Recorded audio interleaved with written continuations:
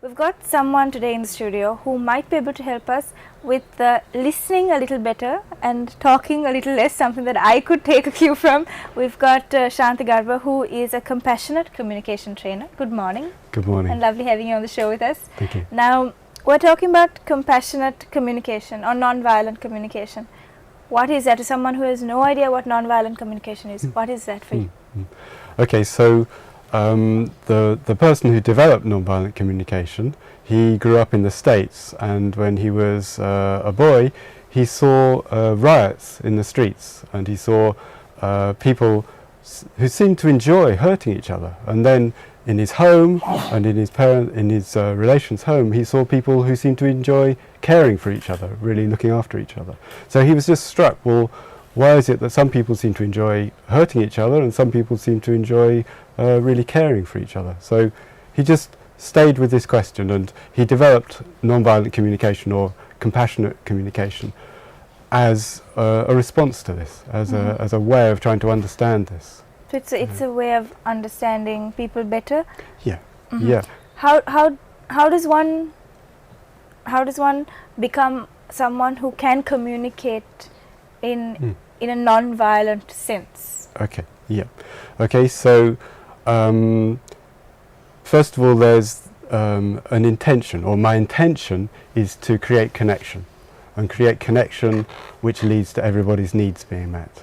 And then there are some skills which help me to do that, which support me to do that, and I go around the world and I share both these things, both the intention to get everybody's needs met and also the skills to do that.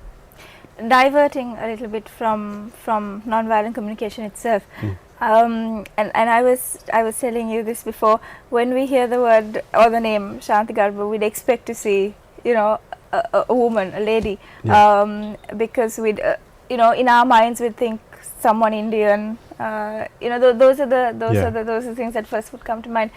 And you've got your name recently a different way, a different name. Yeah. So how did that happen? Okay, your background. Okay, so well, I grew up in England, south of London, and then when I was 19, I got interested in Buddhism, and I learned how to meditate, and been practicing meditation and trying to practice the Buddha's teachings since that time, since 1985. And 11 years ago I joined a Buddhist order, and when I joined the order, then I was given this name Shantigarbha, which means seed of peace. So it's particularly relevant to compassionate communication and listening and understanding, getting a heart-to-heart connection. Why do you think it's so difficult for people to not be able to communicate non-violently? Because in homes, in relationships, I think a lot of our viewers even can understand that we have friction in almost all our relationships, be it with our husbands, our boyfriends, our parents, parents and children. There's always so much friction at workplaces. How do we put what you are talking about into practice? Okay. So the first thing I say is that as far as I can tell, conflict is inevitable. So, you know, I find it difficult to imagine a world where there isn't conflict and tension and stress and so forth. I mean, just because people are different, people come from different cultures, people have different understandings, people have different religious beliefs. So,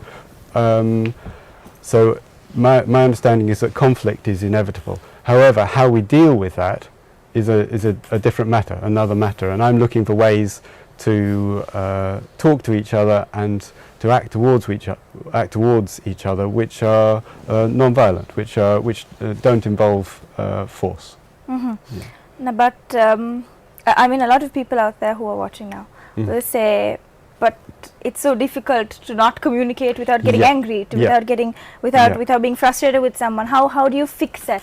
Okay. So we look at the kind of language so when I'm in pain, then I've learnt a way of expressing that pain, and the way I've learnt as I was growing up and in school and in my family and in the different jobs I've had, I learnt the way to express my pain is to tell the other person what they are, to tell them that it's their fault, it's the other person's fault, you know, they did this to me, you know, and to give them and to tell them that, you know, that they're bad or that they're wrong or they shouldn't have done that or that they're, you know, they're they're a person, they're always late or something like that. So I've learnt this way of expressing, so when I'm in pain, I've learnt this way of expressing the pain.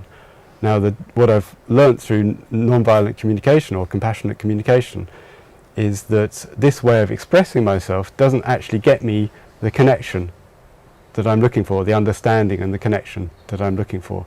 So I've been exploring other ways of communicating when I'm stressed or when I'm in pain or when there's friction. Very interesting.